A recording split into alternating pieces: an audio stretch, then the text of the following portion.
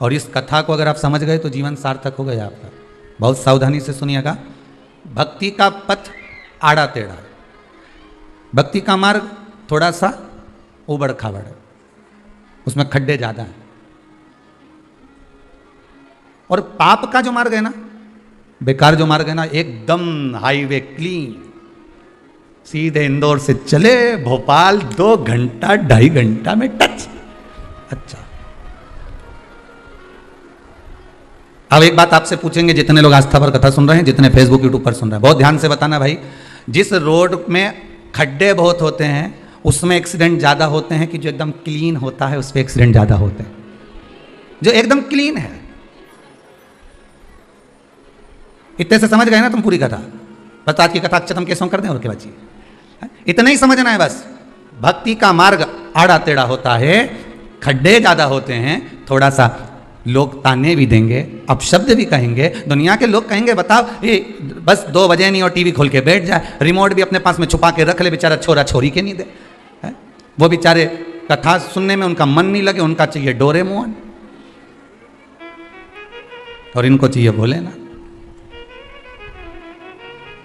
अब थोड़े ताने भी मिलेंगे, थोड़ी गालियां भी मिलेगी, थोड़े अपशब्द भी मिलेंगे, थोड़ा तपना भी पड़ेगा, थोड़ा सा तपना पड़ेगा। भक्ति के पथ में आड़ा टेढ़ा खड्डे वाला मार्ग है तो थोड़ा थोड़ा बस गाड़ी थोड़ी धीमे धीमे चलेगी है। एक बहुत पहले एक भजन में एक लाइन सुनी थी, गाड़ी धीमा धीमा हाँको जा में बैठो है शाम बांको। वो थोड़ा धीमे चलेगी, स्लो चलेगी, पर ये पक्का है तुम्हारा कहीं एक्सीडेंट नहीं होगा। और एकदम क्लीन, पाप की जो रोड है ना वो क्लीन है, सीधे चले यहां से और जितनी स्पीड बढ़ा सकते हो। पाप तो कहते हैं स्पीड बढ़ा, पाप कहता और स्पीड बढ़ा, अभी तो 60 पे ले जा, 100 पे, 120, 140, जो स्पीड पे स्पीड चली और पाप करते चले। हाओ कौन देख रहा है, हाओ कौन सुन रहा है, हाओ क्या कर लेगा कोई अपना, हाओ कौन क्या बिगाड़ लेगा अपना। और पाप की स्पीड बढ़ती गई और इतना में तो सामने से भैंस आई गई।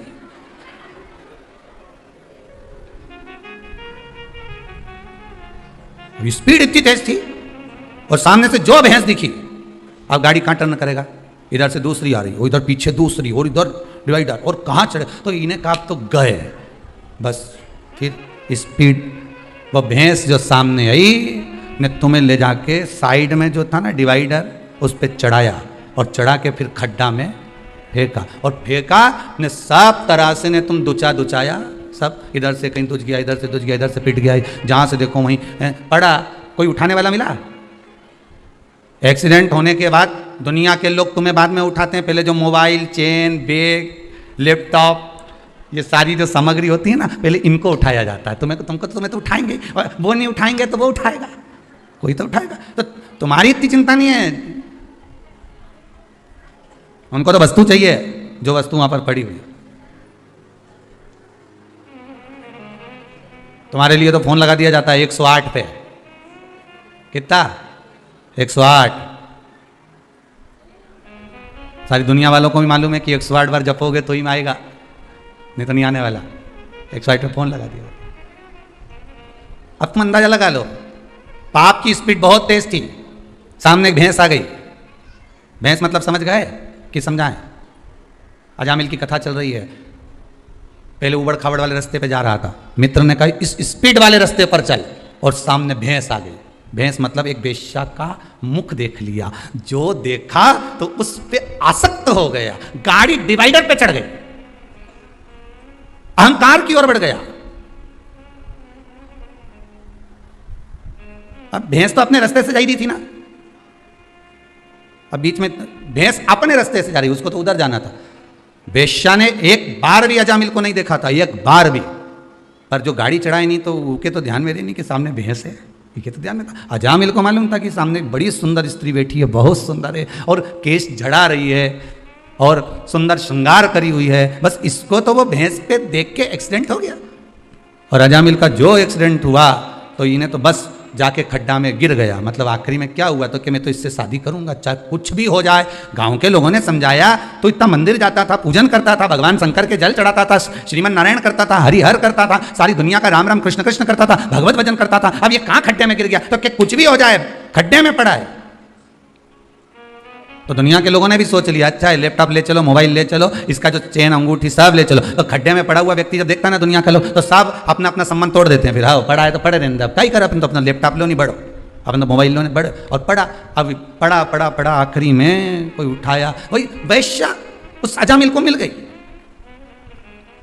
भागवत जी की कथा में लिखा है, हो आपने भी 50 बार श्रवण करा होगा। और वो बस तरीका थोड़ा सा चेंज है, आपने सुना होगा जिस तरीके से हम तो आपको एक उबड़ खाबड़ रास्ता और एक हाईवे, ये दो रास्ते को समझाना है। अब आप कौन से रास्ते पे जाते हो आपकी मर्जी है। चले गया हाईवे पर, बस भैंस के चक्कर में खड्डा में गिर गया। खड्डा में गिरा, शादी कर ली वेश्या से, और विवाह करने के बाद उसके साथ रहने लगा। देखिए रहते रहते रहते रहते बच्चे भी हो गए। बच्चे होने के बाद में कहीं अब पूर्व की रोड याद आ रही है। अच्छा खासा जाता था, भले वो थोड़ा दचका का रास्ता था, भले वो उबड़ खाबड़ रास्ता था। अब याद आ रही है कि मैं पहले भजन करता था, मंदिर जाता था, देवालय जाता था, कितना भगवान की भक्ति में डूबा रहता था, कितना अलमस्त रहता था। और काई की जिंदगी हो गई मेरी 2 साल 2.5 साल 5 साल 4 साल 6 साल में नरक हो गया मेरा जीवन। तो उसको याद आ रही है कि पूर्व का जो मेरा समय निकला 1 साल 1.5 साल 2 साल, जो पूर्व के 10 साल 15 साल जो पूर्व के निकले वो नंबर 1 निकले। और अभी का जो समय निकल रहा है वो तो समझ लो कि पहले उबड़ खाड़े बड़ से जाते थे, धीरे धीरे जाते थे, उन्नति की सीढ़ी पर धीरे धीरे चढ़ते थे तो आनंद आता था। आज के व्यक्ति को तो तुरंत चाहिए, नहीं महाराज जी कुछ बूटी बता दे और यहीं कहीं से सोने का हंडा निकल जाए।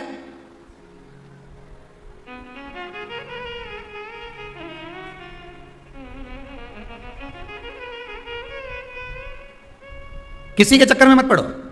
अजामिल ने अपनी रास्ता बदल लिया था, अजामिल ने अपना मार्ग बदल लिया था, अजामिल ने अपना मार्ग चेंज कर लिया था। तुम किसी के कहने पर अगर अपना मार्ग बदल रहे हो, तुम किसी के कहने पर अपना मार्ग चेंज कर रहे हो, तुम किसी के कहने पर अगर गलत संगत की ओर जा रहे हो, तो समझ लेना कि तुम्हें कुछ प्राप्त होने वाला नहीं है। हाँ थोड़ा सा शंकर की भजन में, शंकर की पूजन में, भगवान की भक्ति में, भगवान के स्मरण में, भगवान की सेवा में, भगवान की चाकरी में जो तुम उपाय करते हो, जो तुम अनुष्ठान करते हो, जो तुम पूजन करते हो, उसको करोगे तो थोड़ा समय तो लगेगा। पशुपति व्रत करा थोड़ा समय तो लगेगा, तुमने सोमवार का व्रत करा थोड़ा समय तो लगेगा, तुमने एकादशी का थोड़ा धीरे धीरे, अब ये ऊपर खावड़ का रास्ता थोड़ा समय तो लगेगा, पर यह पक्का है कि तुम मंजिल तक पहुंच जाओगे।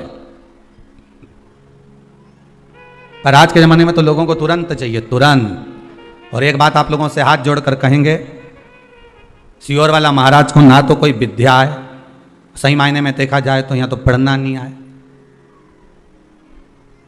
ना कोई विद्या, ना कोई मंत्र, ना कोई तंत्र।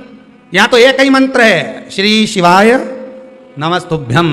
शिव महापुराण की विद्येश्वर संहिता का एक मंत्र जो हमने ग्रहण करा, हमने आपको दे दिया, आप जप लो, आप ग्रहण कर लो। आज कोई गुजरात से संत आए हुए थे पावागढ़ के आगे से, वो केवल आपने दर्शन, कई लोगों के स्मरण होगा, उनके फोटो भी होंगे समीर जी के पास में, तो दर्शन कराएंगे। वो केवल किस लिए आए थे, क्योंकि उनके कोई भक्त महाराज जी अमेरिका में रहते हैं और वो भक्त का फोन यहाँ नहीं लग रहा था, तो केवल उन्होंने अपने गुरुदेव को खबर करी कि गुरुदेव एक बार, हमारा कोई नहीं वहाँ पर, कोई परिचित नहीं, आपसे हम केवल जुड़े हुए हैं, आपसे निवेदन है आप जाकर एक खबर थोड़ा सा इस भूमि पर जाकर कर आएँ कि महाराज कोरोना महामारी हो गई थी उस बेटी को, उस घर की माता को 90% शरीर ने काम बंद कर दिया था, वेंटिलेटर पर पटक दिया था। पर जब 90% काम करना बंद कर दिया और वेंटिलेटर तक की नौबत आ गई, तो उस बच्ची ने एक ही बात कही थी कि मैंने शिव कथा सीहोर की सुनी है, शिव महापुराण की, उसमें उन्होंने कहा था श्री शिवाय नमस्तुभ्यम का जाप करना और बाबा का नाम लेकर पानी को ग्रहण करना। और वही उस बच्ची ने शंकर का इतना स्मरण करा कि भगवान की भक्ति में इतनी जुड़ गई कि कहीं नहीं गई और आखिरी में ठीक हो गई। तो उसने केवल एक धन्यवाद करने के लिए, एक साधुवाद करने के लिए, केवल एक साधुवाद करने के लिए, एक धन्यवाद करने के लिए,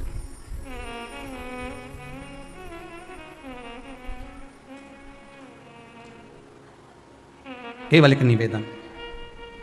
जब से शिव कथा सुन रहे हैं तब से बाबा की कृपा तो बहुत है साहब। और आप भले कहें चाहे ना कहें, पर मेरा हृदय कहता है, मेरा चित्तवृत्ति, मेरा मन कहता है, मेरा शंभू का हृदय कहता है कि जितने भी इस भारत की भूमि पर, क्या देश में क्या विदेश में बैठकर जो शंकर की कथा को पिछले लॉकडाउन से लेकर इस लॉकडाउन तक श्रवण कर रहे हैं, लॉकडाउन के बाद भी श्रवण कर रहे हैं, बाबा ने आपको कुछ ना कुछ तो इतने समय में कोई ना कोई काम तो आपका करा ही होगा, जो आपने सोचा नहीं होगा, वो बाबा ने दिया तो जरूर होगा।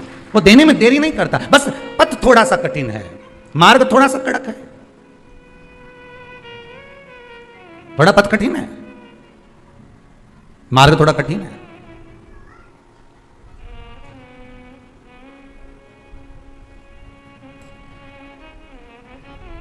ये मार्ग जो कठिन है, बड़ा कठिन मार्ग, बड़ा कठिन, और इस मार्ग को ही तो सरल करना है, इस मार्ग को ही तो सहज करना है।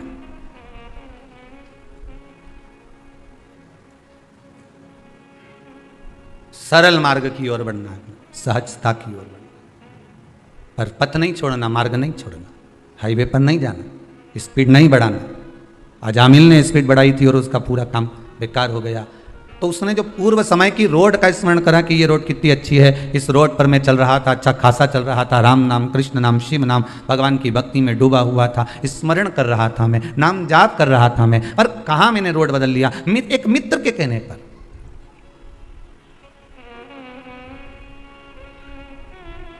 एक कौवे की एक हंस से दोस्ती हो गई, बड़ी अच्छी, दोनों बेस्ट फ्रेंड बन गए, पक्के दोस्त बन गए। एक दिन कौवा हंस से बोला, भाई मुझे बहुत भूख लग रही है, तो कुछ लाना। अब हंस गया तो मोती उठा कर लिया आया, क्योंकि हंस तो मोती चुगता था, ले ये मोती ले। कौवे ने जैसे ही अपनी चोंच में मोती को लिया तो कौवे की चोंच ही टूट गई। कौवा पूछा, तू खाता कैसे होगा रे इसको, मोती कैसे चुगता होगा? हंस बोला, सीधी सी बात है, लाओ। हंस ने मोती लिया, मुख में लिया, पेट में डाला। ओ कौवा बोला, हम तो नहीं खा सकते दादा, हमारे बस की बात नहीं है। इस शिव महापुराण रूपी मोती को चुगना कौओं के बस की बात नहीं है। बहुत सारे कौवे हैं अभी भी जो नहीं चुग पा रहे। मोती हंस चुगता है, कौवा नहीं चुग सकता। आप उसी की शादी में जाएंगे जिससे आपका हृदय लगा होगा। बोलो सही है कि गलत है? सगे देवर के यहां भी शादी होगी, जेठ के यहां भी शादी होगी, रिश्तेदार के यहां भी शादी होगी, तो नहीं जाओगे क्योंकि उनसे अच्छा संबंध नहीं होगा, प्रेम नहीं होगा। तो सगी बहन के यहां ससुराल में नहीं जाओगे, सगों के यहां। और अगर किसी पराये की भी शादी है और उससे अगर प्रेम है तो तुम पहले उसके यहां जाओगे।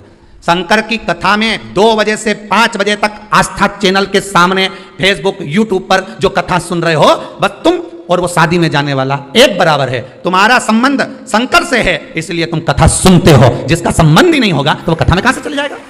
उसका मन कथा में कहां से पहुंच जाएगा? उसकी चित्तवृत्ति कथा में कहां से चली जाएगी? क्योंकि वो कथा में जुड़े, उससे उसका संबंध है ही, वो जुड़ ही नहीं पाता, पहुंच ही नहीं पाता। ये चित्त, ये मन, ये हृदय जब हमारा जा रहा है भगवान की कथा में, भगवान के चरणारविंद में, तो ये विश्वास मानकर चलना कि तुम्हारी चित्तवृत्ति भगवान में क्यों जा रही है, क्योंकि भगवान आपका। ये चित्तवृत्ति आप मानकर चलिए कि भगवान आपका स्नेह, भगवान आपको चाहता है कि ये मेरे सत्संग में जुड़े, मेरे स्मरण में जुड़े, मेरे भजन में जुड़े।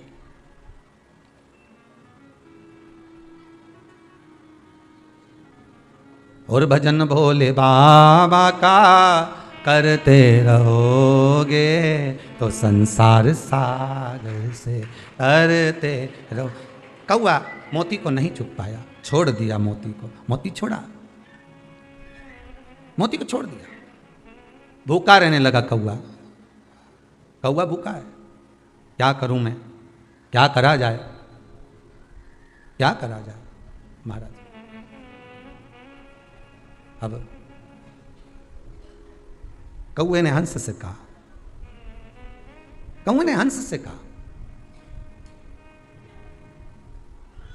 ए हंस, अभी तक आप यहां थे, अभी तक आप यहां थे, अब एक काम करिए। कौवा कहता है, हंस अब आप हमारे यहां चलिए, वहां पर मेहमानी करेंगे, वहां चलो हमारे पास में, वहां चलो हमारे साथ में।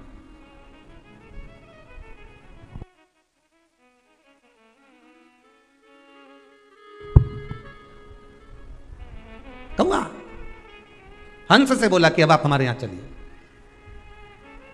और जब आप हमारे यहां चलेंगे, जब आप हमारे यहां पहुंचेंगे, तो हम आपकी खातिर करेंगे, हम आपका आदर करेंगे, हम आपका सम्मान करेंगे, हम आपका सत्कार करेंगे। चलो हमारे साथ, ठीक है? अब हंस चला कौवे के साथ। कौवा कहाँ रहता था? शमशान में। बड़ के पेड़ पे बैठ गया, बड़ वृक्ष के ऊपर। अब जैसे ही बड़ वृक्ष के ऊपर बैठा और इतने में हंस बोला मुझे भूख लग रही है। कौवा गया अब भी लाता हूँ। मांस पड़ा हुआ था, कौवे ने उठाया ला कर दिया। हंस बोला मैं नहीं खा सकता ये, दादा तू ही खा, मेरे बस का नहीं है। दोनों बात कर रहे थे, नीचे एक राजकुमार बैठा हुआ था, उसके ऊपर कौवे की चोंच से वो मांस नीचे गिर गया। राजकुमार को क्रोध आ गया, बहुत तेज क्रोध राजकुमार को आया। राजकुमार ने उठाया अपना धनुष और बाण और तुरंत निशाना साधा। जैसे ही बाण छूटा कौवा भाग गया, हंस को लग गया, हंस नीचे गिर गया, हंस नीचे गिरा। राजकुमार ने आकर कहा हंसदेव मैंने तो कौवे को बाण मारा था, चोट तो कौवे को लगना था, आपको लग गया, क्षमा चाहता हूं, आप नीचे गिर गए। हंस कहते हैं गलती आपकी नहीं, गलती मेरी है कि मैंने गलत से संगत कर ली थी, गलत दोस्ती कर ली थी। एक गलत संगत, मेरा मित्र बन गया था कौवा, और उस कौवे की संगत में जब मैं आ गया था तो कौवे की संगत में आने का कारण यह हुआ कि जो बेकार काम करने वाला होता है, जो बेकार कर्म करने वाला होता है, वो बेकार काम करके तो भाग जाता है, पर अच्छा व्यक्ति धरा जाता है। बेकार काम करने वाला मन टिकेगा नहीं। जिसके मन में पाप होगा, छल होगा, कपट होगा, वो नहीं टिकेगा। कपट कर कर भाग गया, चला गया। बेकार काम करने वाला कहां टिकेगा? कौवा कहां टिका? कौवा तो भाग गया, हंस को बाण लग गया, हंस को लगा और हंस जमीन पर गिर गया। पर दुनिया के लोगों को उसी कौवे की मित्रता प्रिय लगती है। दुनिया के लोगों को वही कौवा प्रिय लगता है। हो इसकी मित्रता श्रेष्ठ है, पर नहीं। अजामिल की कथा कर रही है, मैंने मित्र का कहना गलत मान लिया और अपना मार्ग छोड़कर दूसरे मार्ग पर चले गया। हमेशा याद रखना, मित्र बनाओ मना नहीं है, एक की जगह 10 बनाओ मना नहीं है, और 10 की जगह 1 बनाओ मना नहीं है, पर निवेदन केवल इतना सा है, मित्र वो बनाना जो आपको आपका हित का मार्ग प्रशस्त कर दे। अहंकार अगर आपके जीवन में आए तो मित्र खड़ा होकर कह दे क्यों रे ताकड़ क्यों रहा है, अहंकार का कितना गुणगान क्यों कर रहा है। मित्र वो बनाना, अगर आप गलत मार्ग पर जा रहे हो तो पकड़ कर लाकर तुरंत खड़ा कर दे। आप गलत मार्ग पर जा रहे हो तो आपके माता पिता के पास जाकर खड़ा हो जाए कि आपका बेटा गलत मार्ग पर जा रहा है, गलत व्यसन में पड़ रहा है, गलत जगह पर जाकर बैठ रहा है। मित्र वो होना चाहिए जो आपकी गलतियों को बार बार छांटता रहे।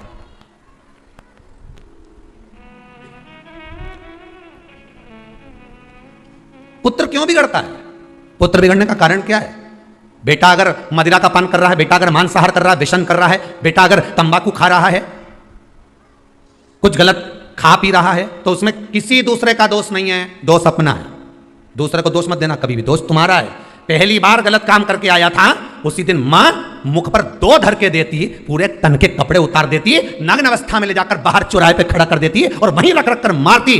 बेटे की हिम्मत नहीं थी कि दूसरी बार गलती कर देता, पर मां तो आई, गलत काम करके आगे तेरा बाप देखेगा, तेरा पिता देखेगा। मां ने और कम्बल लाकर डाल दिया, रजाई डालकर उसको सुला दिया। जैसे ही मां ने रजाई डालकर सुलाया, बेटे ने सोच लिया कि मेरा पक्ष लेने वाली मेरी मां है, तो बेटे ने भी गलत काम प्रतिदिन करना प्रारंभ कर दिया। जब आप पक्ष नहीं लोगे, गलत काम को सामने प्रकट कर रख दो कि इसने गलत किया है, गलत काम को सामने लाकर रख दीजिए कि इसने गलत करा, इसने झूठ बोला, इसने प्रपंच करा, इसने छल करा, इसने ऐसा करा। आप सुधार सकते हो, मौका है आपको सुधारने का कि हाँ इसने गलत करा है तो अपन को सुधारना है। पर दुनिया के लोगों की आदत होती है कि उस पर रजाई डालने की, पर्दा डालने की, छुपाने की, और छुपा लो और छुपा और छुपा, छुपाते छुपाते एक दिन ऐसा आता है कि इसको सुधारने वाला संवारने वाला कोई नहीं मिल पाता, और एक दिन वो गटर में पड़ा हुआ ना जाने किस तरह से प्राणों को त्याग देता है कि मां को भी रोना पड़ता है, परिवार को भी रोना पड़ता है, मित्र भी रोते हैं। अच्छी जगह ले जाकर बिठाने का प्रयास करना। एक भंवरे ने गोबर के कीड़े को ले जाकर फूल पर बिठा दिया, फूल में से चला चला तो माला में पहुंच गया, माला में से चला चला तो भगवान के गले में पहुंच गया, गले में से निकला तो विसर्जन के लिए गंगा के जल में पहुंच गया। उस गोबर के कीड़े ने अपने मित्र भंवरे को धन्यवाद दिया कि तूने मुझे गोबर में से निकालकर गंगा के जल तक पहुंचा दिया। मित्रता वो होना चाहिए कि गलत संगत से निकालकर तुम्हें अच्छी संगत तक ले जाए। नहीं तो मालूम पड़े अच्छी संगत से ले जाकर, अरे कहाँ कथा में लगा रहता है, तुम्हारे पास और कोई काम नहीं है क्या? दिन भर 2 बजे से 5 बजे तक कथा, बस योर वाला महाराज भी फ्री ने, तुम भी फ्री। तो जो ऐसी बात करें नहीं तो उससे पूछ लेना क्या मेरे से क्या गाड़ी चलवाना तेरे को, कि तेरी दुकान चलवाना है? तो क्यों चिड़ेवा सियोर वाला महाराज से और मुझसे? दिक्कत क्या ये बता। तू तो बोल दे कि 2 बजे से 5 बजे तक मेरे को ये काम करना, बोलो घट्टी चलाऊं कि सूपड़ा लेके सब फटकूं, तुम तो बोल दो, दिक्कत क्या है ये बता। तुम तो पूछो जो बोले नहीं, तुमसे बार बार बोले बताओ इनके पास तो कोई काम नहीं, ने 2 बजी नहीं ने कथा चालू, इनके पास कोई काम नहीं, बस मोबाइल उठाया नहीं और इन्हें कथा देखना चालू करी। तो बताओ नहीं कई करूं मैं, बोलो तो कहीं माथा बड़ी को दीवार से नहीं, तुम तो बोली तो। और कथा में नहीं लगूं और अगर फालतू की बात करूंगा होटला पे बैठ के 2-4 के साथ बैठी रहे और फिर बात चालू कर दूं तो यूं के बताओ बहू की बुराई कर रही होगी, दिन भर बाहर बैठी रहे, दिन भर पड़ोसन के साथ बैठी रहे, बताओ काय की अम्मा हमारी, दिन भर बुराई दिन भर कोस है। तो इससे तो अच्छा है कि 2 बजे से 5 बजे तक कथा सुन, और 2 से 5 की कथा के चक्कर में पड़ोसन भी नहीं आया, उसको मालूम है कथा में बिठा देगी, 5 बजे तक चाय भी नहीं पिलाएगी, तो वो भी नहीं आया। उसने कहा और 5 बजे के बाद उसके घर पे वैसे ही पूरा परिवार आ जाए तो वो निकलना पसंद नहीं करे। अभी भगवान ने कितनी अच्छी तुम्हारी दिनचर्या कर दी, सुबह से उठो काम काज करो, 12-1 बजे तक बढ़िया काम काज करके भोजन करके बर्तन वर्तन सब धो धुआ के नौंदा करके, और जैसे ही सोने का समय आए ना 15-20 मिनट ने जो टिकिया इतना में तो 2 बजे तुरंत वही चाय बनाई, थोड़ी सी पी, पुनः 2 बजे और चाय वहाँ पी के सब के दे दुआ के और बढ़िया अपने बढ़िया प्रेम से जहाँ बैठती रोज सोफा पे पलंग पे जहाँ भी बैठे गादी पे चद्दर पे जहाँ बैठे वहाँ आराम से टिकटुका के बैठ के और रिमोट लेके एसी चालू करे ने किसी के जैसे गोली मारी रही हो पूरा, और जो चालू करे फिर और कथा चालू, और कथा चालू में भी वो देखती रही तो मूछ वाला बाबा ही चल रहा है, तो फिर अभी जब तक के फिर घूम आऊँ तो एक बार घूम फिर के ना घर का उधर बाहर का दरवाजा लगा के फिर बैठी, और फिर जाके जब कथा चालू हुई तब ऐसा मन करे सो तो कथा चली 5 बजे तक चले, इसके बाद बाकी का काम करे। मन चित्त वृत्ति सब लग गई, ऐसी लगी कि अब छूटे नहीं महाराज, अब तो जो लगन लगी है एक बार उससे लग गई तो अब छूटना नहीं चाहिए साहब। अब तुम शंकर के हो गए, शंकर तुम्हारा हो गया, अब क्या सोचना, क्या विचार करना उसका।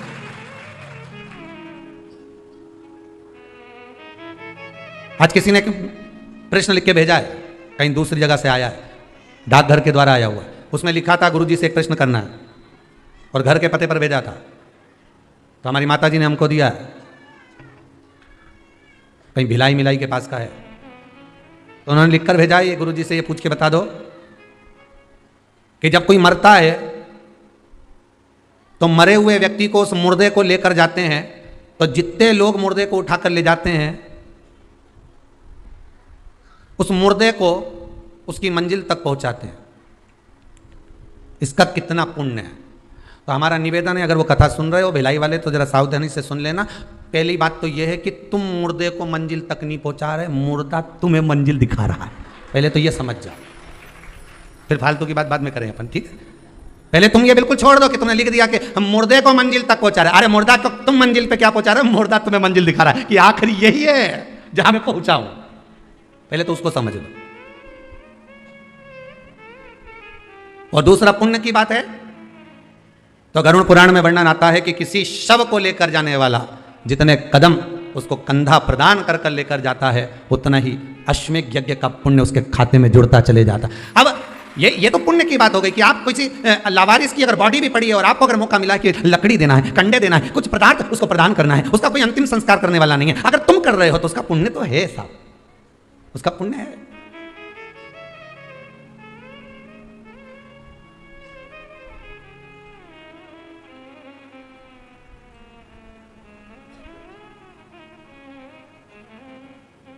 एक मेडिकल वाले के पास में एक फूल की दुकान थी, उज्जैन की घटना, गोला मंडी महेश्वरी धर्मशाला में कथा थी, लगभग 20-22 वर्ष पहले की बात होगी।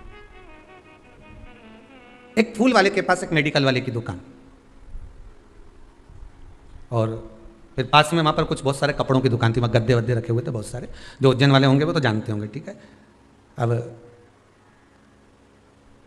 शाम का समय था, उस समय हम भी घूमने के लिए निकले हुए थे, तो वहाँ क्या देखा कि एक फूल की माला लेने वाला खड़ा हुआ था साइकिल से, और वो माला ले रहा था और कहा हमें पूजन के लिए माला चाहिए। और मेडिकल पे कोई एक फ्रॉक पहने हुए एक लड़की बच्ची खड़ी हुई थी, बाल पूरे बिखरे हुए थे उसके, और आँख में उसको थोड़ा सा कुछ अश्रु भरा हुआ था। उसने पर्चा दिया दवाई का और कहा ये दवाई हमको दे दीजिए अंकल। अंकल ने पर्चा पढ़ा, कुछ रुपए बताए, उतने रुपए उसके पास में नहीं थे।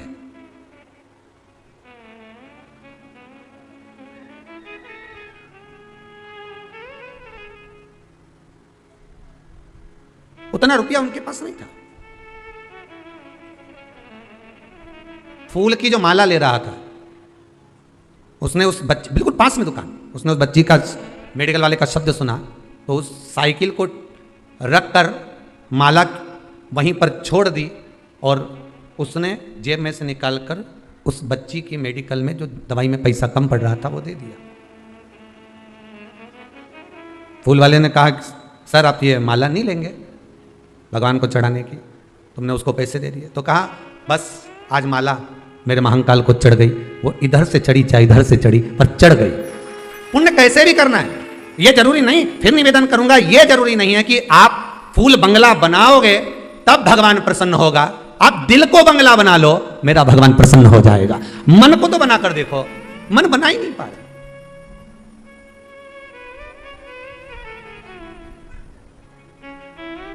मन को बंगला नहीं बना पा रहे हो, 56 भोग भगवान को लगा रहे हो और मालूम पड़े एक मिनट के लिए, एक पल के लिए, घड़ी के लिए, क्षण के लिए आप भगवान को ना रिझा पा रहे तो वो बेकार। दिन भर व्रत करा, दिन भर उपास रही, कुछ नहीं खाया और मुख से अपशब्द कह दिया तो ऐसा व्रत किसी काम का नहीं। 2 क्षण उससे लगन तो लगा कर देखिए, 2 क्षण उसको अपना बनाकर तो देखिए।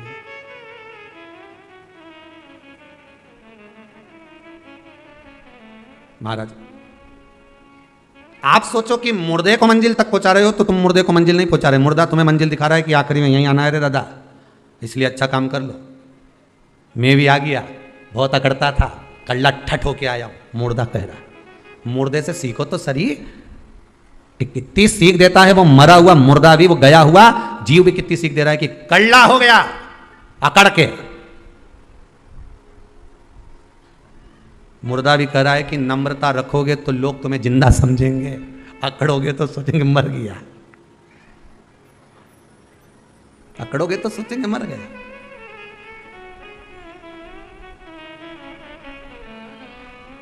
महाराज पुण्य बहुत है, अपार पुण्य, अपार अपार पुण्य, पुण्य की कोई कमी नहीं। यह जरूरी नहीं है कि आप भंडारा करोगे तभी भगवान प्रसन्न होगा, नहीं भाई।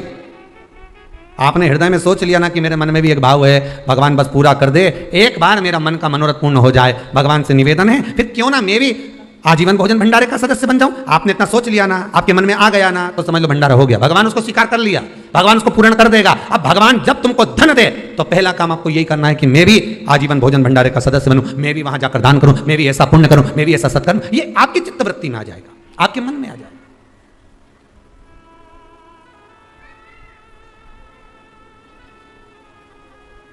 मन से दान होता है, मन से पुण्य होता है, मन से सत्कर्म होता है। मन से शिव नाम लिया है तो शंकर मिला है। अकाल मृत्यु वो मरे जो काम करे चंडाल का, काल उसका क्या बिगाड़े जो भक्त हो महाकाल का। अगर दिल से आप पुकारोगे शंकर को तो शंकर दूर नहीं, शंकर वैकुंठ में नहीं है, मेरे शिव ब्रह्मलोक में नहीं है, मेरे शंकर तो ये मृत्यु लोक में है, यहीं की यहीं बाजू में। तुम बुला कर तो देखो, एक बार दिल से आवाज लगा कर देखो, भोला, तुरंत आके सामने खड़ा हो। पर दिल से पुकारोगे तब तो आएगा।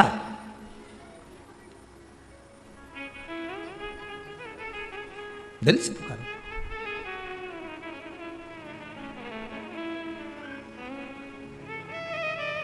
भगवान की अविरल भक्ति, भगवान का अविरल नाम जब जप लिया तो जीवन की सार्थकता तो स्वतः बन जाती है। अजामिल मार्ग भटक गया था, वैश्या के चक्कर में पड़ गया था।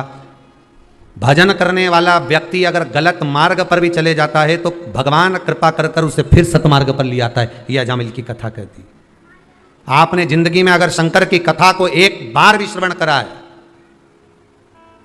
एक कोई कोटा राजस्थान से एक माता जी आई हुई हैं, वो कह रही थी महाराज कि गुरुदेव मिलने आए सो तो कोरोना महामारी हो गई थी, कोरोना की बीमारी हो गई थी, पर मैंने भी भगवान से कह दिया था अगर सही हो गई, कितनी कथा बोली, 21 कथा श्रवण करूंगी। और कब से सुन रही होगी वो भी विचार करिए, 21 कथा श्रवण कर सो तो, और 22वीं कथा में बाबा ने मुझे यहां दर्शन करने बुला लिया। ये शिव की कृपा। वो बैठी भी होगी कहीं ना कहीं होगी। अच्छा वो पीछे है, आओ। शिव कृपा करता है, भगवान शंकर जब करुणा करते हैं, शंकर जब कृपा करते हैं, शिव जब दया करता है। शंकर जब करुणा करते हैं तब जाकर, कहाँ है जरा निकल बाहर, बस हाथ हिला दो वहीं से, भले कहाँ है आप? यहाँ ठीक ठीक है। कहाँ से हैं? हिंडोन करौली के पास से हैं। अच्छा अच्छा, हम समझे कोटा से, ठीक है। नमः शिवाय नमः शिवाय। शिव कृपा करता है, करुणा करता है तब होता है, उसकी कृपा बिना नहीं हो सकता। मार्ग से विभाजित था, भगवान फिर मार्ग पर लाकर छोड़ दिया। जब अजामिल की पत्नी गर्भ से हुई, संतों को भेज दिया, जाओ उस मार्ग पर जाओ। भगवान कुछ संत आ गए, भूख लगी है, ब्राह्मण का घर बता दो। तो कि ब्राह्मण का तो घर हमारे गांव में है, पर उसने शादी वेश्या से करी है। तो संत बोले क्या हुआ? ब्राह्मण से अगर वेश्या ने शादी करी है तो वो वेश्या वेश्या नहीं रही, वो ब्राह्मणी बन गई। हम उनके यहां जाएंगे, भोजन पाएंगे। निवेदन करा, भोजन करा। अब जब भोजन किया, तब दरवाजे पर जब पहुंचे, आवाज लगाई हमें भोजन करना है। तो क्या महाराज आपको मालूम है मैंने वेश्या से शादी करी? भले करी हो, तुम्हारे यहाँ रह रही ना, ब्राह्मण के साथ रह रही ना, तो ब्राह्मणी तो हो गई ना विवाह करने के बाद। तो आप एक काम करो, भोजन बनवाइए। आप वेश्या के हाथ का भोजन कर लोगे? हाँ आप भोजन बनवा। उन्होंने भोजन बनवाया, पर एक निवेदन है, मेरे पास में देने के लिए दक्षिणा नहीं है। तो संत बोले हमें दक्षिणा की जरूरत भी नहीं है, तुम तो भोजन कराओ। उन्होंने भोजन बनवाया, संतों को भोजन कराया। संतों ने भरपेट भोजन करा, खूब जोरदार करा। करने के बाद सारे संत बैठे रहिए। तो अजामिल बोले अब उठो। तो संत बोले काय को उठे, दक्षिणा तो दो। संत ब्राह्मण साधु सन्यासी तपस्वी साधक उपासक भोजन करे आपके दरवाजे पर, तो खाली कैसे जा सकता? दक्षिणा तो दो। अजामिल बोले मैंने पहले ही मना करा था, मेरे पास देने के लिए कुछ नहीं है, और तुम अकड़ गए यहीं पर, मैं दक्षिणा नहीं दे सकता। दक्षिणा मत दो, पर हम जो मांग रहे हैं वो तो तुम मांगोगे, हमें मालूम है तुम कितना मांगोगे, हमारे पास कुछ नहीं। इतने में संत बोले बस इतना सा मांग रहे हैं कि तेरी पत्नी गर्भ से है, इसके गर्भ में जो संतान है उसका नाम जब तू जन्म ले ले वो संतान, तो उसका नाम नारायण रख दे। बस इतना से तो मांग रहा है, केवल नारायण नाम रख दे, बस बहुत है इतना। तो इतने में तो अंदर से ब्राह्मणी आ गई, और ब्राह्मणी ना करके उसमें कौन सी बड़ी बात है? बच्चे का नाम तो रखेंगे ना, कुछ भी रखेंगे, तो उसकी जगह नारायण रख देंगे, दे दो दक्षिणा। दक्षिणा में दे दिया कि बेटे का नाम नारायण रखेंगे। कितनी बड़ी दक्षिणा, जरा विचार कर लो कि बच्चे का नाम नारायण धर दिया, अब वो नारायण दूध पी ले, नारायण भोजन कर ले, नारायण खाना खा ले, नारायण ये कर ले, नारायण वो कर ले। अब पहला का जमाना में भगवान का नाम इसलिए रखते थे कि भगवान का नाम जपेगा तो पार उतर जाएगा। और कहीं का व्यक्ति अगर द्वेष रखेगा, बेर रखेगा, गाली देगा और नारायण को देवे, तो फिर इसके लगेगी नाम किसका है? नारायण का। अब शब्द कहेगा तो नारायण को, तो नारायण निपटे, तो नारायण निपटे। प्रेम रखेगा तो नारायण से, द्वेष होगा तो नारायण से। नारायण नारायण नारायण नारायण नारायण नारायण चलता। और एक आज का समय, अजामिल नारायण को नाम लेते लेते लेते लेते अंत में जब यमदूत दिखे, घबरा गया, पुत्र नारायण को बुलाया तो वो नारायण आ गया। ये अजामिल की कथा भागवत की है, वैसा ही चरित्र हमारा है। हम कितना नाम भगवान का, हमारे यहाँ तो बच्चा जन्म लेता तो हम पहले विचार करते हैं, सबसे पहले तो गूगल पे सर्च करेंगे नाम क्या रखेंगे, और पहले तो बच्चा पैदा ही नहीं हुआ उससे पहले उसका नाम छाट लेते हैं।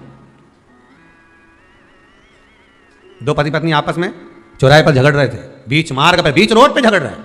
पति कह रहा है इसको डॉक्टर बनाऊंगा, पत्नी बोली इंजीनियर बनाऊंगी।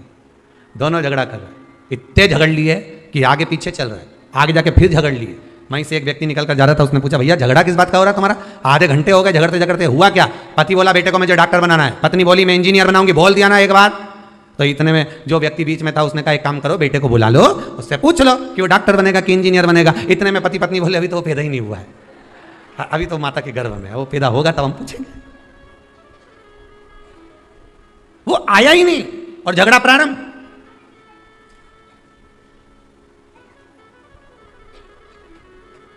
अभी तो पैदा ही नहीं हुआ। कई कई संतान तो माता पिता को वैराग्य पैदा कर देते हैं। कई कई जब बच्चे, बेटे बड़े होकर, बेटे का जब विवाह हो जाता है और बेटा जब अपशब्द कहता है तो अच्छे अच्छे माता पिता का हृदय कचोट जाता है और वो ये विचार करते हैं इससे तो भजन करना अच्छा। वैराग्य, वैराग्य कचोट गया। संस्कार क्या दिया? मार्ग कैसे विभाजित हुआ? वो मार्ग कहां परिवर्तन हुआ? वो मार्ग कैसे परिवर्तित हो गया? वो मार्ग कैसे बदल गया? वो मार्ग कैसे चला गया? भले भक्ति का मार्ग थोड़ा सा उबड़ खाबड़ है, भक्ति का मार्ग आड़ा टेढ़ा है, पर आप ये देखकर मत जाना कि बिल्कुल एकदम क्लीन मार्ग है, इसी से चलेंगे तो स्पीड बढ़ जाएगी, स्पीड बढ़ जाएगी तो सामने भैंस आ जाएगी। और भैंस आई कि डिवाइडर पे गाड़ी चढ़ी, और डिवाइडर पे चढ़ी ने खड्डा में गिरी, खड्डा में गिरी ने तुम्हें कोई नहीं उठाएगा। लोग क्या उठाएंगे अब अपने मुंह से बोल दो, ने लैपटॉप, ने मोबाइल, ने अंगूठी, ने चेन, ने बैग सब उठा कर ले जाएंगे, पर तुम्हें कोई नहीं उठाएगा। बस इतनी कथा को याद करना कि जब तुम गलत मार्ग पर चले जाओगे, गलत जगह पर चले जाओगे, गलत संगत में पड़ जाओगे तो कोई तुम्हें नहीं उठाएगा, सब तुमको और खड्डा में पटक कर चले जाएंगे। अच्छी कुछ चीजें होंगी तो ले जाएंगे, बाकी का पटक दिया। मेरा बेटा बेटियों से, नवयुवक बच्चों से, युवान बेटा बेटी से यही कहना है कि तुम मार्ग मत भटकना है। क्लीन रोड देखकर, हाईवे देखकर, अच्छी रोड देखकर गाड़ी को मत ले जाना। भले थोड़ा सा खड्डे की रोड होगी, थोड़ा देर पहुंचोगे, आराम से पहुंचोगे। इतनी जल्दी मत जाना कि किसी महाराज के चक्कर में पड़ जाओ और महाराज जी से जाकर के तो महाराज जी ऐसी कोई विद्या बता दो कि तुरंत सोना मिल जाए, महाराज जी ऐसी कोई विद्या बता दो कि जिससे हमारा व्यापार चल जाए, महाराज जी ऐसी कोई विद्या बता दो जिससे हमको धन मिल जाए। और ऐसा महाराज कहीं का मिले तो वो तुम्हारी मर्जी, तुम जाओ और वहां जाकर कितना भी लुटाओ, हमें कोई मतलब नहीं। और सीहोर कुबेरेश्वर धाम पर कभी जीवन में, कभी अभी तो लॉकडाउन चल रहा है, कभी आप आओ और आपकी चित्तवृत्ति में यह भरा हो कि हम यहाँ जाएंगे और हमको ये मिल जाएगा, या सीहोर वाला महाराज तुमको कोई भभूति दे देगा या कोई बांध दे हाथ में राखी, राखी नहीं वो डोरा डोरी। तो ये सोचो कि यहाँ मिल जाए तो यहाँ तो एक ही डोरी मिले, शिव पुराण से लेके वो देव अधिदेव महा तक की डोरी बांध लो इस दिल की, हृदय की। हृदय में अगर शंकर आ गया तो फिर किसी चीज की कमी नहीं। तिजोरी अंदर आके बैठ जाए, जो चोर को कुबेर बना दे तो तुमको नहीं देगा। तुम तो जहां हो वहीं से भगवान का भजन इतना करो, शंकर का भजन इतना स्मरण करो कि कहीं डोलना नहीं पड़े।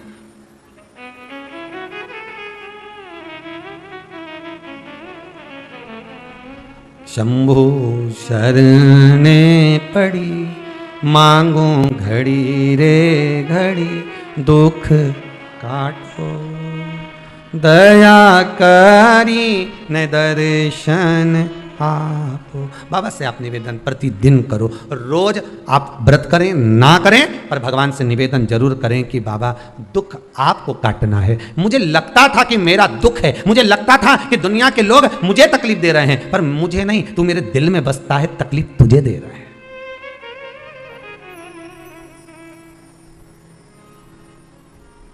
तकलीफ तुझे दे रहा है।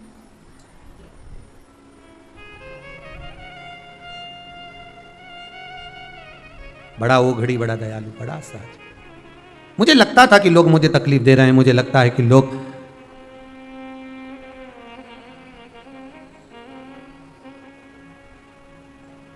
मुझे कष्ट दे रहे हैं, पर कष्ट मेरा नहीं, कष्ट आपका है, मेरा नहीं। और एक बात बहुत अच्छी अपनी जिंदगी में उतार कर रखना, जब तक जीवित हो, जब तक जिंदा हो, तब तक दुनिया के लोग कोई तुमसे नहीं पूछेंगे कि जिंदगी में कोई तकलीफ हो तो बोलना हो, हम खड़े हैं, क्या दुख है बोलो। दुनिया के लोग कोई साथ नहीं देंगे, मरने के बाद जरूर घर पर आकर पूछ लेंगे कैसे मरा। तो इनको बता देना रात के मक्का की रोटी खाई थी कड़ी के साथ, खूब जोरदार थे, खूब अच्छे से बात कर रहे थे, खूब बढ़िया थे, बोल चाले भी अच्छे। रात्रि के वॉशरूम भी गए एक बार, इसके बाद में जब आके सोए मेरे से कहा पानी पिला दे, मैंने पानी पिलाया, और इसके बाद नहीं मालूम कब चले गया। इसके बाद अब इनके बताया, दो चार और आ गए मोहल्ले के, वो तो दिन भर आए जाए, बोले सही है कि गलत है, हम मरने वाले क्या, कौन नहीं जाए। फिर आ गए दो चार, और दो चार आकर फिर बैठ गए, और बैठते से फिर पूछा, दो चार ने फिर आए और फिर पूछा क्यों, क्या हो क्या गया था, एकदम हम तो सुन के एकदम। अच्छा जो पास में बैठा हूं नहीं वो पूछ ले क्या एकदम, नहीं कहीं नहीं है, हम तो एकदम बस। तो हुआ क्या था इनके, फिर उन्हें रात के मक्का की रोटी कड़ी के साथ अच्छे थे। रात के आवाज लगाई, वॉशरूम गए, मुझे बोला एक गिलास मैंने पानी भी, उसके बाद फिर बोले पड़े। अब ये गई, इसके बाद मालूम पड़े 15 मिनट बाद फिर कहीं का गया, फिर बैठ गई उसके पास में, बेचारी के पास। हम काका जी तो अभी दिखा था, हमने तो अभी 2 दिन पहले बढ़िया राम राम सीताराम हुई, फिर ने मालूम पड़ा काका जी हुआ क्या था, कहीं नहीं मक्का की रोटी। तो एक काम करो, नहीं है बार बार मुंडा से बोलने से अच्छा एक सीढ़ी भरवा लो। जैसे पहले कथा की सीढ़ी नहीं भराती थी, अरे बोला तो सही, पहले जब कथा होती थी ना, अभी तो कोरोना महामारी में कथा वथा कहीं बाहर हो ही नहीं रही, तो पहले जब कथा होती थी तो ऐसा ऑटो में, गाड़ी में इतना बड़ा क्या लगाते, चिलम चोंगा क्या बोलते, हाँ जो भी बोले, इतना बड़ा लगा के और अंदर सीढ़ी भर देते थे। श्रीमद् भागवत, भागवत, शिव पुराण, राम कथा, इतनी तारीख से इतनी तारीख तक, इतनी बजे से इतनी बजे तक, और वो सीडी चलती रहने, थोड़ी देर में फिर गाना चालू हो जाए, ना गाना चालू ना फिर कथा चालू हो जाए, फिर गाना फिर कथा, और यही चलता रहना, गाड़ी वाला गाड़ी चलाता रहना, वो चलता। तो तुम भी एक काम करो, ने एक सीडी प्लेयर ने बाजू में धल्लो ने एक सीडी भरवा के रख लो, यही वाली बस, ये मक्का की रोटी ने ये और जैसे ही कहीं की आए और जैसे ही पूछे ने हमने तो गजब हो गया, कैसे गए, तो बटन दबा दिया चालू, ऐसे लगा।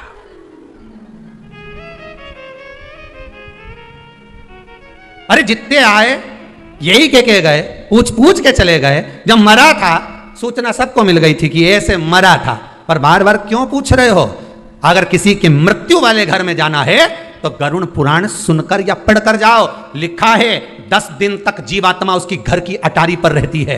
10 दिन तक जो मरा है वो जीवात्मा उसकी घर की अटारी पर रहती है, और तुम 10 दिन के अंदर ही उसके घर में बैठने जा रहे हो। तो ये मत पूछो कि मरा कैसे, वहां जाकर थोड़ी देर बैठो और राम नाम कृष्ण नाम गाओ, जीवात्मा को भी मिलेगी और तुम्हें भी मिलेगी और तर जाएगी। और राम नहीं गाया, मक्का की रोटी खाए सुख गए, राम कहां गए? कृष्ण नहीं गाया, शिव नहीं गाया, भजन नहीं गाया, मैं तो सब बैठते गए बस। और बच्चा कुछ आता तो वो उठाओ ना, तीसरा का दिन का तुमने देखा होगा, पूरे इतने वो फोटो को ऐसा रख दो और मालूम पड़े इधर माता आके बैठ जाए, इधर पुरुष आके बैठ जाए, और घर का लोग इधर से घर का लोग इधर मुंडा कर करके उधर मुंह करके सब बैठ जाए, और सब जितने भी उठाने में आते चुपचाप आके बैठ के 2 4 8 मिनट 10 मिनट आते 15 मिनट और सब एक साथ उठ के चले जाते। अब इतने सारे इकट्ठे हुए सब मिलकर अगर भजन गाते तो कितनी जोरदार भजन होता कि नहीं होता। पर सब आए और जितने परिवार वाले बैठे थे वो भी देख रहे हैं, सब पल्लू ले लेके। कमला बाई तो आई नहीं, इनकी अम्मा मरी थी जब तो अपन गए थे नहीं। उनके यहाँ से भेरू सिंह आया है, दिख रहा पीछे है, पीछे साइड में बैठा, उधर से देखो, उधर से, हाँ उधर से देख लो, वो पीछे बैठे। और इनके शर्म भी आए, देखिए तो फिर देख लो।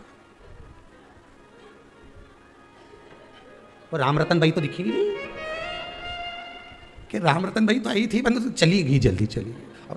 अरे राम के हो, राम कृष्ण बोलो, शिव बोलो, भगवान का नाम बोलो। देख रहे हैं कौन कौन आया था, यहां पे भी अहंकार बड़ा हुआ है। कितने लोग आए, कितने गए।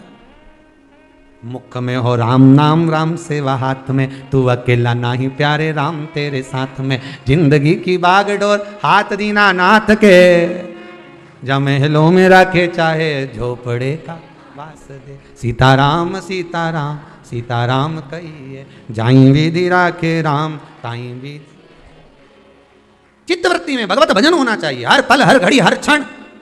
हम तो यहां तक कहते हैं कि शमशान में अगर मुर्दे को लेकर जा रहे हो और तुम राम नाम सत्य नहीं बोल पा रहे हो तो घट की जिभ्या से राम जपो और जाइए, घट की जिभ्या से जपिए, जाइए, भजन करिए, स्मरण करिए।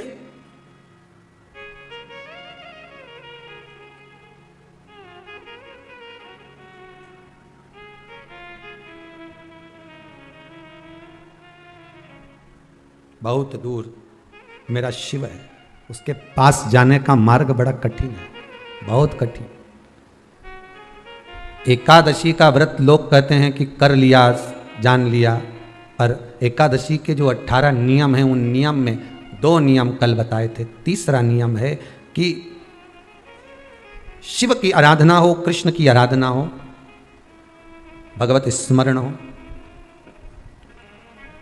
10वीं, 11 और द्वादशी, 10वीं, एकादशी और द्वादशी। एकादशी का व्रत 10वीं की रात्रि को जो आप भोजन करें वो सात्विक करें। एकादशी के दिन भोजन ना करें, अन्न का भाग ग्रहण ना करें, अन्न का भाग ग्रहण ना करें।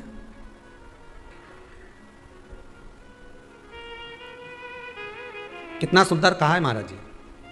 यदि आपके यहां पर गौ माता है, आपके घर में अगर गौ माता विराज रही है, आपके घर में अगर गौ माता है, गाय की अगर आप सेवा कर रहे हैं, अच्छा गाय की सेवा भी बहुत बहुत कम लोग करते हैं। कई घरों में कुत्ता तो मिल जाए पर गौ माता नहीं मिले हो, और कुत्ता घुमाए नहीं। जब आधी आधी ऐसी ऐसी चड्डा पहन पहन के तो ऐसी शान दिखाए कि हमारे बराबर कोई वीआईपी नहीं, कुत्ता घुमा रहे हैं, और वीआईपी इतना कि हमारे बराबर कोई नहीं।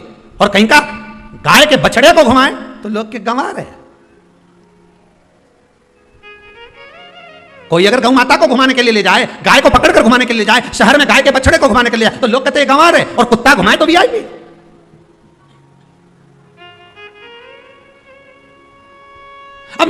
समझने वाली विषय ये है कि तुम कुत्ते को घुमाते हो कि कुत्ता तुम्हें घुमाता है। क्योंकि कुत्ता उधर जाए तो तुम्हें उधर जाना पड़े, कुत्ता उधर जाए तो तुम्हें उधर जाना पड़े। परंतु तुम्हारी किस्मत में भगवान ने लिखा भी तो कितना गजब लिखा कि तुम्हारे घर के छोरा छोरी छीछी करे तो वो एक काम वाली रख रखी है ना बच्चे को संभालने के लिए, तो तुम्हारे घर के बच्चे गंदगी करे तो वो काम वाली संभाले। पर तुम्हारी किस्मत तो देखो कितनी जोरदार लिखी, नहीं तुम कुत्ता कुत्ती के छीछी कराने ले जाओ।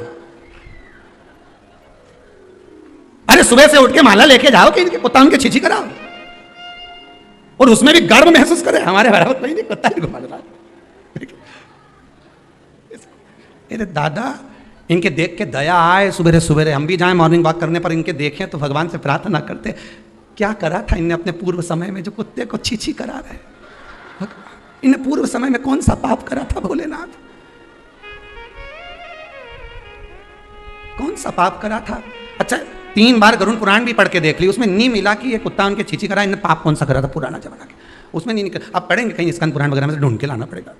2-4 कथा के बाद तो बता ही दूंगा कि कौन सा पाप किया था जो ये कुत्ता की छीछी।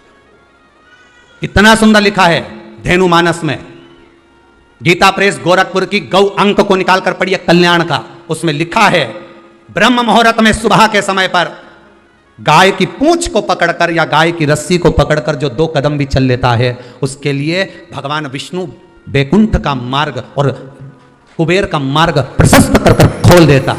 जरा पढ़िए धेनुमानस को पढ़िए, गौ अंक पढ़िए, गीता प्रेस गोरखपुर का कल्याण का अंक निकाल कर पढ़िए कि गाय का मात्र रस्सी पकड़कर 2 कदम चलने वाले के लिए मार्ग प्रशस्त हो जाता। पर वो कुत्ता घुमाए तो VIP हो, तुम गाय घुमाओ तो ये तो गवार है, इनमें तो अक्कल नहीं बता कहीं घुमाए। श्रेष्ठता नहीं रही भाई, समझो थोड़ा कथा को, थोड़ा चोट लगेगी हृदय को, तुम्हें बुरा लगेगा, थोड़ा सा बुरा तो जरूर लगेगा क्योंकि चोट तो लगेगी तुम्हारे हृदय को। अरे संवारना तो पड़ेगा ना, सुधारना तो पड़ेगा, अपने आप को संवारना तो पड़ेगा, सुधारना तो पड़ेगा। आज भले बुरा लग जाए तो, पर थोड़ा सा संवरना पड़ेगा कि हाँ ठीक है हमसे गलती हो रही है, इसको सुधारा कैसे जाए। तो एक काम करो ना कि कुत्ता को घुमाओ, मना नहीं करेंगे, पर साथ में गाय का बछड़ा भी लेकर जाओ, एक गौ माता को भी लेकर जाओ, सवेरे सवेरे मॉर्निंग वॉक में गाय तो घुमाओ, जब लोग देखेंगे क्या गजब है साहब। आप तो गाय को लेके जाओगे ना तो उसी गाय के 10 लोग पाँव नहीं पड़े ना, तो बात जैसी सुबह सुबह गाय मिले कौन नहीं पाँव पड़े। गौ माता का दर्शन हो गया, छुएंगे, स्पर्श करेंगे, आनंद करेंगे, भजन करेंगे। थोड़ा सा प्रयास करिएगा। गौशाला में केवल गाय ना रहे, घर घर में गाय होना चाहिए। यहां पर तीसरे नंबर का जो चौथे नंबर का जो उपाय बताया है, उपवास करने का जो नियम बताया उसमें वर्णन किया, एकादशी के दिन अगर आपका व्रत है तो आप भूलवश भी डब्बे में रखी हुई रोटी गाय को ना देते हुए कुछ थोड़ा सा फलहार, कोई केला, कोई सेब, जो आप खाते हो, अंगूर, पपीता, जो आप ग्रहण कर रहे हो उसका थोड़ा सा भाग आप गाय को प्रदान करो, आप गाय को दीजिए।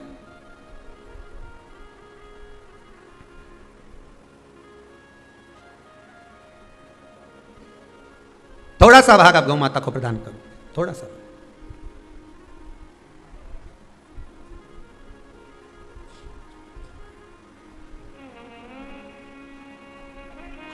कल कोई भैया परिवार में से कोई आया था मुंबई से,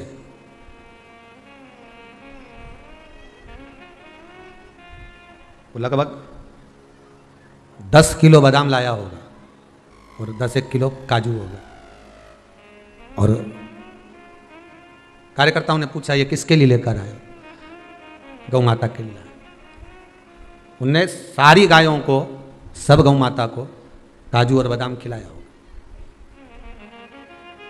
और अपन जो रोटी डब्बा पे सूख जाए, कल्ली पड़ जाए, एकदम जो गल जाए, बेकार हो जाए, वो गाय को दी और ऐसा पुण्य कमा रही, इतना जोरदार पुण्य कमा रही। पति को गरम रोटी, बच्चों को गरम रोटी, बहू को गरम रोटी, सबको गरम। हिंदू धर्म की रीति है सबसे पहली रोटी गाय की। सबसे पहली क्यों बनवाई कि गाय के मुख में जाएगी तो पितर तर जाएंगे, तो सबसे पहले उठकर जाना था, रोटी बनाकर डब्बे को छोड़कर गैस बंद कर पहले गाय को देकर आना था, फिर रोटी देना चाहिए थी। पर रोटी दी कब, जब शाम के 4 बजे गई, दरवाजे पर गाय आ गई। जब तक रोटी फ्रिज पे पड़ी रही, फ्रिज पे से उठ के डब्बे पे पड़ी रही, डब्बे पे से उठ के दरवाजे के पास पड़ी रही, जीने पे थैली में टंगी रही, थैली में से निकली। 4 बजे गाय आई, तब उसको रोटी दी। ये रोटी की कथा नहीं, ये अपनी भी कथा है। रोटी जब ताजी थी तब दे देते तो तुम्हारा कहीं जाता? अरे बोलो तो सही, कुछ बिगड़ता नहीं। रोटी जब गर्म थी, जब ताजी ताजी दे देते तो तुम्हारा कुछ जाता नहीं। पर कब दी? जब वो बेकार हो गई, गल गई, सड़ गई, बेकार हो गई, कल्ली हो गई, तब दी। तो ये रोटी अकेले की कथा नहीं, अपनी भी कथा है। बचपन अच्छा था, भगवान को नहीं दिया। जवानी अच्छी थी, भगवान को नहीं दी। अधेड़ी अच्छी थी, भगवान को नहीं दी। जब रोटी गल गई, थर थर कांपे हाथ, पांव से चला नहीं जाए, आंखों से दिखाई नहीं पड़े, कानों से सुनाई नहीं दे, पूरा सोफा सेट निकल गया, सब गायब। अब कह रही भगवान का भजन करूंगी। भगवान बोले रेंदेरी कमला नीचे कहा करेगी भजन। 4 बजे रोटी दी है गाय को, चौथी अवस्था दी है भगवान को। अरे विचार तो करो, सही है कि गलत है? रोटी ताजी थी जब दे देते, बचपन अच्छा था तब भगवान को चरणों में लगा देते, जवानी अच्छी थी तब भगवान को दे देते, अधेड़ी अच्छी थी जब भगवान को दे देते, और रोटी गल गई तब गाय को दी, बुढ़ापा आ गया तब भगवान को दिया। अब हमारे ले चल एक बार तो सीहोर ले चल, सीहोर वाला महाराज की कथा सुनी आऊं। तो बहू भी कह रहे डुकरिया कई रहते।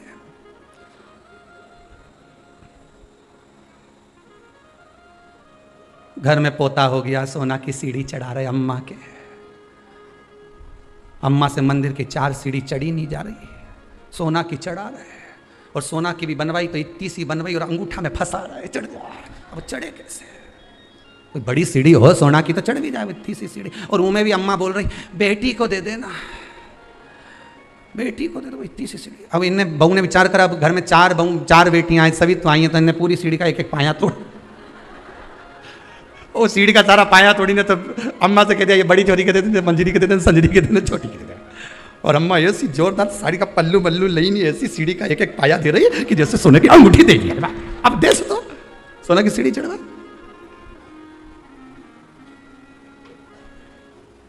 चलो भैया कथा में चले, नहीं तो लोग तो यूं ही कहे किसी और वाला महाराज पगला। कथा से चलो, क्या करोगे?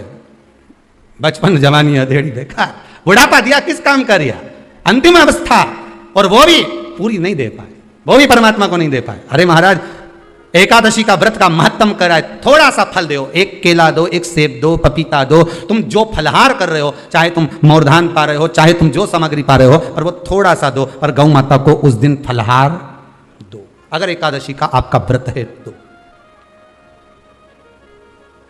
पर दोष है आपने एकादशी का व्रत तो करा, पर सामने गाय आई ना तो आपने फलहार नहीं दिया, रोटी ही दी है, रोटी ही दी है। डब्बे में से निकाल के ले गई, गाय आई है रोटी देना, देव मना नहीं। बाकी के दिन आप आपके बेटे से कहते हो रोटी दिया बेटा जा, पर आप अपने हाथों से, आपका व्रत है तो आप फलहार आप कर रहे हो, तो फलहार का ही दान गौ माता को दीजिए।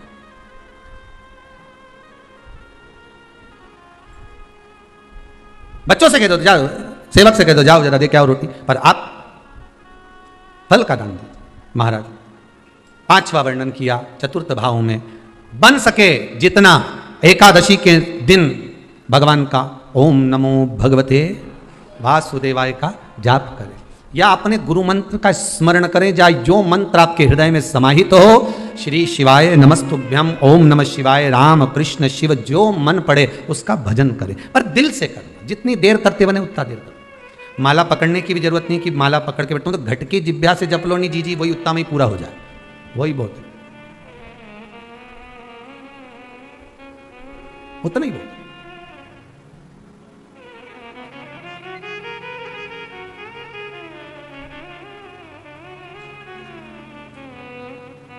बस उतना आनंद दे जाएगा। ओ मेरा भोला, मेरा भोला गुलाब को फूल, गौरा मैया कुसुम कली, मेरा भोला गुलाब को फूल, गौरा मैया कुसुम कली, मेरा भोला गुलाब को फूल, गौरा मैया कुसुम कली, मेरा भोला गुलाब को फूल, गौरा मैया कुसुम कली।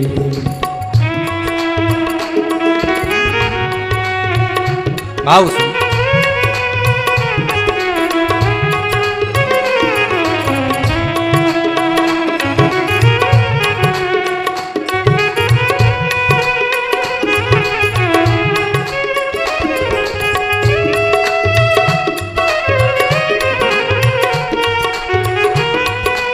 हर भोले।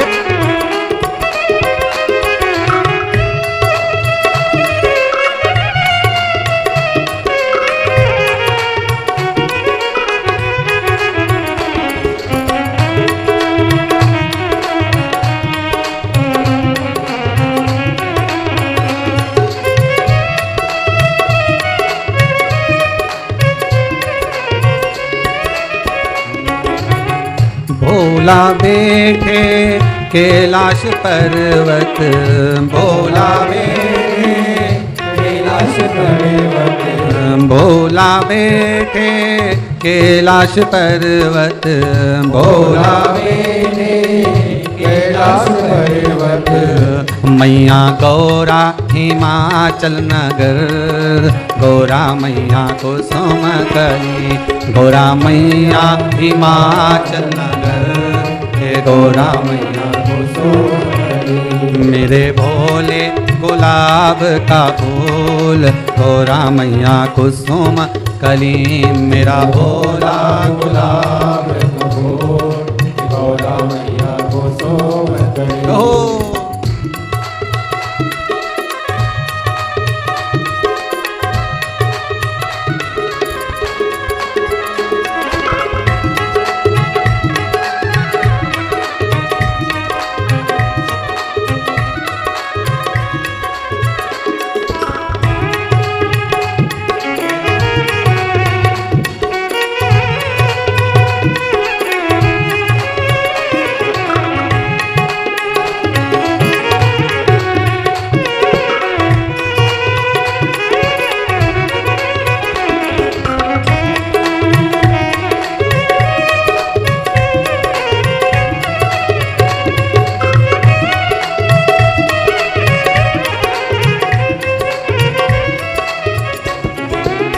भोला पहने सर्पों की माला, भोला पहने सर्पों की माला, भोला पहने सर्पों की माला, भोला पहने सर्पों की माला। गौरा पहने रतन की जड़ी, गौरा मैया कुसुम कली, गौरा पहने रतन की जड़ी, गौरा मैया कुसुम कली। मेरा भोला गुलाब को फूल, गौरा मैया कुसुम कली, मेरा भोला गुलाब को फूल, गौरा मैया कुसुम कली।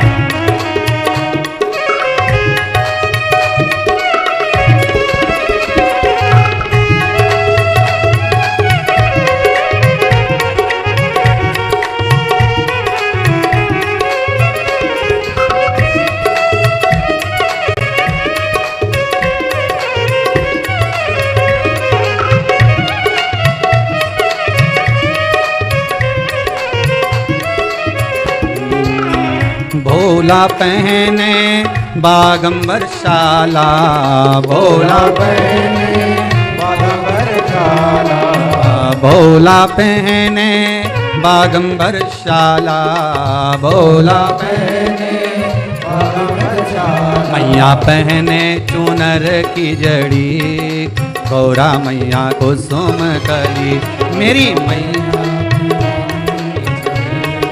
गौरा मैया कुसुम कली, मेरा भोला गुलाब को फूल, गौरा मैया कुसुम कली, मेरा भोला गुलाब को फूल, गौरा मैया कुसुम कली, मेरा भोला गुलाब को फूल, गौरा मैया कुसुम कली, मेरा भोला गुलाब को फूल, गौरा मैया कुसुम कली। हर हर भगवान शिव की कथा कर रही है, व्रत शिव महापुराण की कथा कर रही है, व्रत शिव पुराण कर रही। महाराज 5वां नियम कहा, जिस दिन आपका व्रत रहे किसी निंदक से बात ना करें। निंदक जानते हो? भाई दूज के दिन, दिवाली की जो भाई दूज होती है ना, होली दिवाली की जो दूज होती है, उनमें ऐसा गोबर का भाई दूज बनाते हैं और पास में एक चुगलखोर भी बना है और चुगलखोर के ऊपर ऐसा भाटा धर दें, एक पत्थर। अब तुम्हारे उधर रखे कि नहीं रखे हमें नहीं मालूम रहे हो, जितने आस्था पे सुन रहे हो, पर हमारे इधर तो ऐसा रहता है गोबर का भाई बहन बनाए और उसकी पूजन करे, उसके पास में एक गोबर का चुगल चोर भी बनाए, उसके ऊपर भाटा धर दे। कथा कह रही है, कथा वर्णन कर रही है, निंदक से बात ना करें। मान लो किसी ने आकर आपको निंदा कर भी दी तो तुरंत सूर्य नारायण भगवान का दर्शन करें और 3 बार उनका दर्शन कर कर नेत्र बंद करें, तब जाकर वो निंदा जो अंदर गई है अंदर पवित्रता प्रदान करेगी, तब जाकर एकादशी का व्रत लगेगा। पहले तो प्रयास करो, अगर जो निंदा करने आता है ना तो उसको उस दिन एकादशी वाले दिन दरवाजे पे लिख दो कि चुगल चोट्टा उन अंदर नहीं आए। तुम तो लिख दो, तो इतना लिखने में तुम दरवाजे पे वैसे भी तो लिखते हो, कुत्ता से सावधान, अंदर कुत्ता है। और जब तुम इतनी बड़ी बात लिख रहे हो कि अंदर कुत्ता है, तो अंदर जाने वाले को पहले समझना पड़ेगा कि अंदर कितना कुत्ता है। चलिए तुमने तो लिख दिया कि अंदर कुत्ता है, तो समझना तो पड़ेगा नहीं कि अंदर है कितना। तो तुम दरवाजे पे लिख दो कि निंदा करने वाला चुगल चोट्टा, आज एकादशी का दिन है, हमारी मम्मी का एकादशी का व्रत है। एक इतना बड़ा कंप्यूटर से निकालो, एकादशी के दिन सेलो टेप लगा के चिपका दो, चुगल चोट्टा उन अंदर नहीं आए, आज हमारा एकादशी का व्रत है। कुछ बिगड़ेगा क्या? दरवाजा अपना, घर अपना, और जिसके बुरा लगे बाहर जा मत। पर निंदक का अगर मुख देखो तो सूर्य का दर्शन एकादशी के अंतर्गत वर्णन किया, व्रत के नियम 18, उसमें से एक नियम। फिर कहा जीव की हत्या ना करे, अगला नियम है अपने द्वारा जीव की हत्या ना हो, प्रयास करना किसी को कष्ट ना हो। 18 नियम में से एक नियम और, प्रयास करिएगा एकादशी जब भी करें तो द्वादशी से जुड़ी हुई करें, 10वीं से जुड़ी हुई एकादशी कम करें। जो वैष्णवों की एकादशी कौन सी होती है? जो एकादशी द्वादशी से जुड़ी हो, 10वीं से नहीं। 10वीं से जुड़ी हुई एकादशी व्रत कहलाती है और द्वादशी से जुड़ी हुई एकादशी पुण्य फल प्रदान कर कर वैष्णवों को भगवान के चरण में छोड़ आती है। इसलिए एकादशी द्वादशी से जुड़ी हुई होना चाहिए। अब कई लोग क्या करते हैं, जो 10वीं से जुड़ी हुई एकादशी रहती है ना, उसको करते, पर वैष्णवों की जो एकादशी मान्य है, वैष्णव धर्म की जो एकादशी होती है वो द्वादशी से जुड़ी हुई होती है, वो 12 से जुड़ी हुई होती है, द्वादशी से जुड़ी होना चाहिए महाराज। तो वो वैष्णव जो एकादशी होती है, वैष्णवों की एकादशी होती है, वो द्वादशी से जुड़ी हुई पूर्णता का सुख देने वाली होती है। हमें घटने के साथ नहीं चलना, ध्यान दीजिएगा, हमें किसके साथ चलना है? बढ़ने के साथ, क्योंकि हमको आगे बढ़ना है कि पीछे आना है। वैष्णव आगे बढ़ता है, वैष्णव का धर्म की अग्रण्य भाव में चले, इसलिए वैष्णवों की जो एकादशी होती है वो आगे की ओर जाती है, अग्रण्य भाव में बढ़ने वाली, द्वादशी की ओर प्रवेश करने वाली, अर्थात हमारे कदम उन्नति की ओर बढ़े, हमारे कदम आगे वैभव की ओर बढ़े, संपदा की ओर बढ़े और भगवान के चरणारविंद की ओर बढ़े, ना कि पीछे की ओर हटे। हम 10वीं के साथ मिली हुई एकादशी ना करें, हम द्वादशी के साथ मिली हुई एकादशी।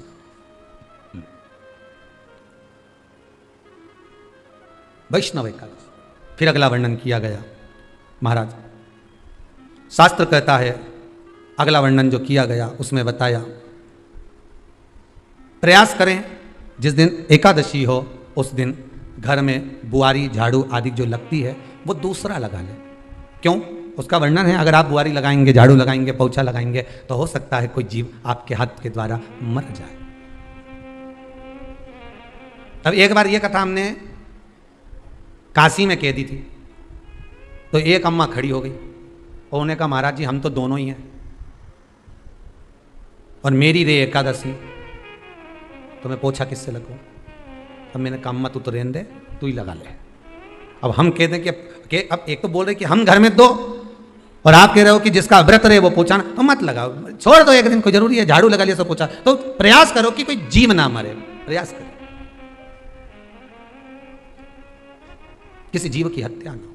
जैसे चतुर्थी का व्रत करने वाली जो माताएं होती हैं, जो चतुर्थी का व्रत करती हैं, आज भी चतुर्थी मान्य हो रही होगी, तो चतुर्थी का जो व्रत करने वाली होती हैं, जो चतुर्थी का पूजन करने वाली होती हैं, उनके भीतर का एक भाव होता है कि जैसे ही शाम का समय आए चंद्रदेव का पूजन करें, चंद्र जब प्रकट हो जाए, कलश भर लिया, उसके नीचे आखा दाना रख दिया, चावल गेहूँ जो भी आप रखते हो पूजन के लिए, ऊपर पात्र आदि रख दिया जलाशय, फिर अपन ने घी का दिया लगाकर पूजन भी कर ली। तो जो चतुर्थी का पूजन करने वाली होती हैं, जो चतुर्थी का नियम व्रत धारण करने वाली होती हैं, बड़ी बड़ी चतुर्थियाँ करती हैं या उसका नियम धारण करती हैं, तो चतुर्थी का जो पूजन करती है वो किस चीज के लिए होता है? केवल संतान, पुत्र, परिवार, हमारा कुटुंब, हम जिस कुल में हैं, हमारा कुल वैभव की ओर बढ़े, संपदा की ओर बढ़े और उसकी आयु बढ़े, उसकी आयु बढ़े, वैभव बढ़े। बहुत ध्यान दीजिएगा महाराज, चतुर्थी की पूजन में जो आप आखा दाना रखते हो, गेहूं वगैरह कुछ भी जो रखते हो, उसकी बड़ी महत्वता होती है महाराज।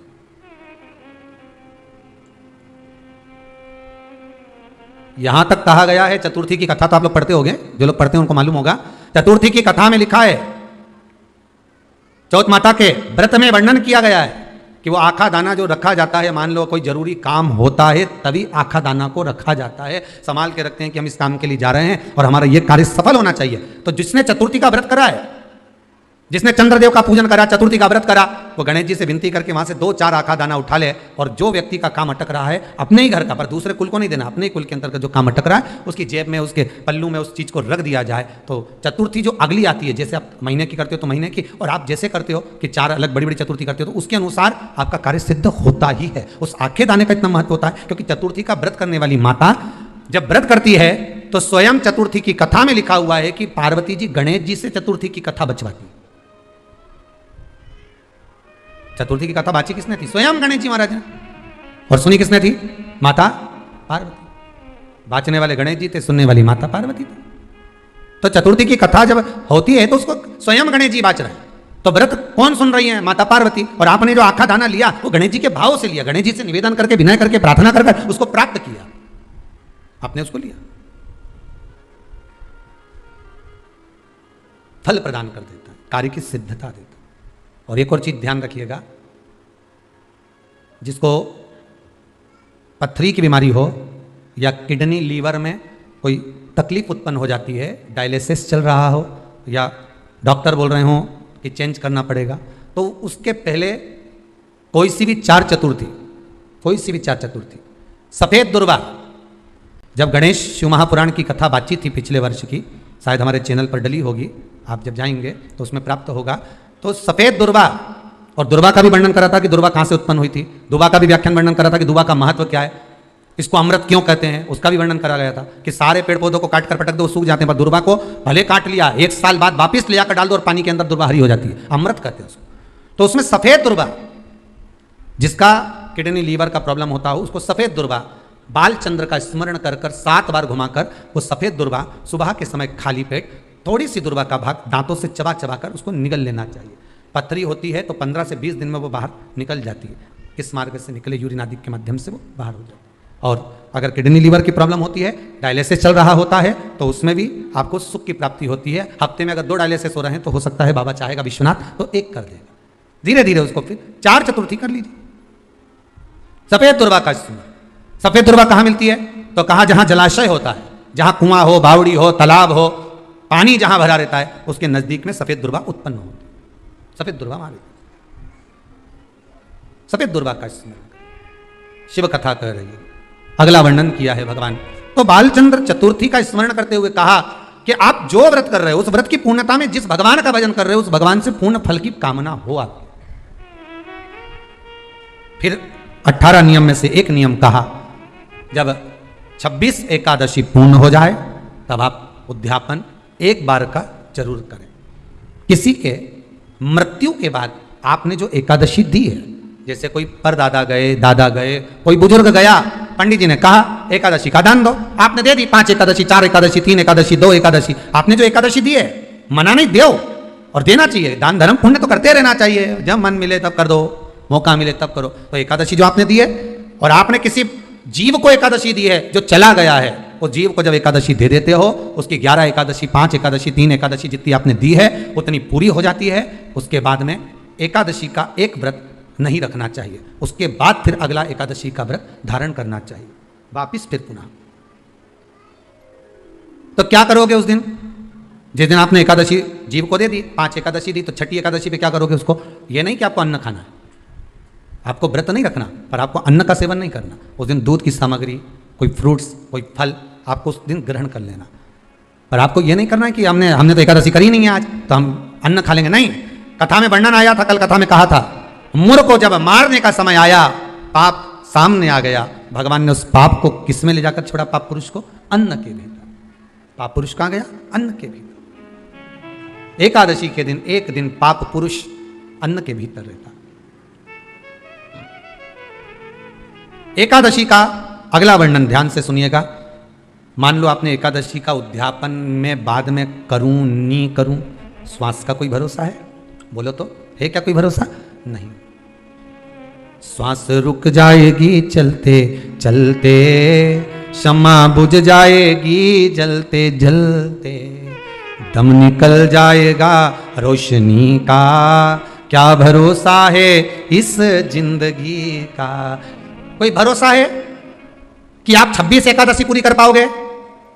नहीं, किसी ने देखा हो तो बात दूसरी। एक बार वो युधिष्ठिर के सामने कोई मांगने के लिए, एक दरवाजे पर कोई दान मांगने के लिए आ गया युधिष्ठिर के पास, और युधिष्ठिर ने कह दिया, महाराजा युधिष्ठिर बोले कल आकर ले जाना, कल आओ ले जाओ।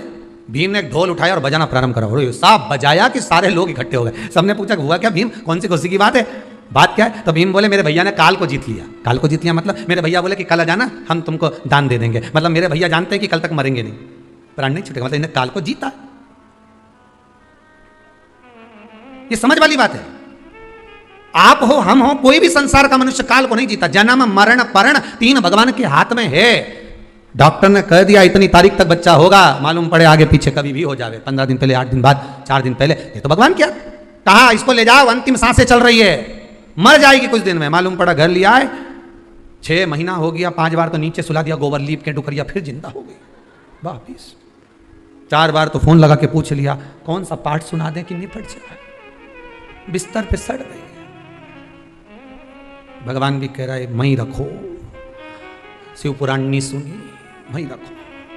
क्या करोगे लाकर?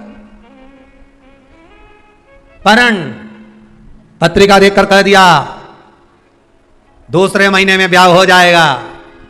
मालूम पड़े बीच में लॉकडाउन फंस गया, 1 साल तो यूं ही निकल गया। अब फिर पंडित जी से कहा, आपने तो कहा था 2 महीने में हो जाएगा। पंडित जी बोले लॉकडाउन भी तो आ गया था, क्या करें? तो लॉकडाउन से क्या फर्क पड़े महाराज जी, शादी तो पक्की हो जाना थी। पंडित जी बोले जो इसके लिए बना था हो सकता है उसको कोरोना हो गया होगा, तो भगवान भी दूसरा ढूंढ रहा है, टाइम लगेगा, अभी समय लगेगा। कोई कितना ही कह दे कि इतने समय तक विवाह हो जाएगा, शादी हो जाएगी, पर जब तक उसने बंधन नहीं लिखा तब तक बंधना मुश्किल है। जन्म मरण परण 3 शिव के हाथ है, मेरे भगवान के हाथ में। 3 भगवान के पास में है, 3 वो भगवान के पास रहेगा। कोई कितना ही कह दे, ना आपका ना हमारा, क्या भरोसा है इस जिंदगी का, क्या भरोसा है, आज है कल नहीं, क्या भरोसा। तो फिर मान लो हमने 7 एकादशी का व्रत कर लिया और उद्यापन नहीं कर पाए, 26 का इंतजार कर रहे थे और उससे पहले निपट गए, तो फिर उद्यापन ऊपर करोगे? अरे बोलो तो सही, उद्यापन कहां करोगे? सारे व्रतों में केवल एक व्रत ऐसा होता है एकादशी का जिसका उद्यापन पहली एकादशी पर भी कर सकते हो। सारे उद्यापन में केवल एक उद्यापन ऐसा होता है, सारे व्रतों में एक व्रत का उद्यापन ऐसा होता है, वो है एकादशी का। ये जरूरी नहीं कि 26 पूरी होगी तभी तुम करोगे, या तो पहली में ही कर लो या फिर 26 पूरी हो तब कर। पर उद्यापन अगर तुमको ऐसा लगे कि हाँ मैं अभी तो जीऊंगी हो, अभी तुम्हारा बाल भी धोला नहीं हुआ, तुमको ऐसा लगे तो अभी तुम्हें तो बढ़िया, तो फिर भले मत करो। पर एकादशी का नियम कह रहा है, एकादशी का यहां 18 नियम में से एक नियम कह रहा है कि एकादशी का उद्यापन पहली एकादशी पर भी हो सकता है, पहली पर भी कर सकते, फिर तुम्हारा मन करे तब। क्यों? तो पहली पर करने से क्या फल मिलेगा? तो एकादशी की नियमावली कहती है अगर मान लो आपने पहली एकादशी पर भी उद्यापन कर लिया, इसके बाद में जितनी एकादशी करोगे वो सारी तुम्हारे खाते में जुड़ती जाएगी। मतलब बैंक में खाता खोल लो, ठीक है, खाता खोल लिया, अब जितना कमाता जाओगे उसमें डालते जाओ, जितनी कमाई करके लाओगे उसमें जमा करते जाओ। एकादशी एक बार उद्यापन पहले में भी हो गया तो बाकी का पुण्य तुम्हारे खाते में आ जाएगा, उसका पुण्य। एकादशी का उद्यापन बड़े महीने में माघ शुक्ल एकादशी के दिन, माघ का महीना हो, शुक्ल पक्ष की, जम के बोलिए, एकादशी हो, प्रयास करना कि आप उद्यापन करें, भले 5, 10, 11, 12 जितनी एकादशी हो जाए, 26 हो जाए तो ज़्यादा अच्छी है, नहीं तो आप करें तो माघ महीने की शुक्ल पक्ष की एकादशी के दिन आप उद्यापन करें, प्रयासरत करें, प्रयास। बड़े महीने के अंतर्गत जो उद्यापन, हाँ चतुर्मास के अंतर्गत उद्यापन नहीं होता एकादशी का, बहुत ध्यान दीजिए तुम्हारा। ये जो सावन भादो कुंवर कार्तिक जो 4 महीना होते हैं भगवान के शयन करने के, इसके अंतर्गत एकादशी का उद्यापन नहीं होता, और इसके अंतर्गत उद्यापन करना भी नहीं चाहिए एकादशी। हमारा एकादशी का उद्यापन माघ महीने की शुक्ल पक्ष की एकादशी के दिन आप बहुत प्रेम से आनंद के साथ करिए महाराज। परंतु एकादशी के उद्यापन में सबसे ज्यादा अगर कुछ जरूरी होता है तो 24 तरह का नैवेद्य जरूरी होता है। कितने तरह का? 24 तरह का नैवेद्य। अब आप कहोगे गुरुजी उद्यापन हम कर रहे हैं एकादशी का, तो उसमें तो फलहार का हमें नैवेद्य बनाना चाहिए, तो फिर ये पुराण के अंतर्गत स्कंद पुराण में ये चीज लिखी है कि एकादशी का जब उद्यापन करते हैं तो 24 तरह का नैवेद्य बनाकर सिद्ध करते हैं। 24 तरह का नैवेद्य जान रख लेना, हलवा बना लो, खीर बना लो, पूड़ी बना लो, सब्जी बना लो, पकौड़ा बना लो, भजिया बना लो, ऐसे 24 तरह का नैवेद्य अलग अलग चाहिए। पर लोग क्या करते हैं, खोपरा पाक बनवा लेते हैं 1-2 किलो और 24 जगह रख देते हैं। स्वीकृत नहीं है। 24 तरह का नैवेद्य रखा जाता महाराज। एकादशी के दिन भगवान का पूजन का पूरी तैयारी कर कर मंडल आदि बनवाकर विद्वान ब्राह्मण को बुलाकर, कर्मकांडी ब्राह्मण को बुलाकर जो भगवत सेवा में एकादशी का उद्यापन कराए, उन ब्राह्मण के चरणों को नमन कर कर प्रणाम कर कर एकादशी का पूजन करवाइए और उस मंडल की पूजन कराकर हवन द्वादशी को कराइए। एकादशी को हवन नहीं, एकादशी के उद्यापन का जो हवन होता है वो द्वादशी को। एकादशी का उद्यापन द्वादशी को बड़े प्रेम से आप खूब आनंद से हवन पूजन कराओ। पूजन कराने के बाद, हवन कराने के बाद 26 जोड़े ब्राह्मण ब्राह्मणी के बुलाकर भोजन कराकर उनको भाव से जो आप समर्पित कर सकते हो, जितनी आपकी सामर्थ्यता हो, उस सामर्थ्यता के अनुसार आप दान धर्म पुण्य करो, आप उन्हें प्रदान करो। और बन सके तो एकादशी की रात्रि को भी जागरण करें और द्वादशी के दिन जिस दिन हवन करें उसकी भी रात्रि को कुछ जागरण करें। जागरण का मतलब पहले भी कथा में कहा, प्रदोष की कथा में वर्णन किया था। हम ये नहीं कहते कि तुम पूरी रात जगो, हमारा तो निवेदन है 15 मिनट का करो, आधे घंटे का करो, 20 मिनट का करो, पर रात्रि के समय थोड़ी देर अगर एकादशी का उद्यापन कर रहे हो तो जागरण थोड़ी सी देर अवश्य करें। नहीं कर सकते अकेले बैठकर राम नाम जप लें, भजन कर लें, पर करो।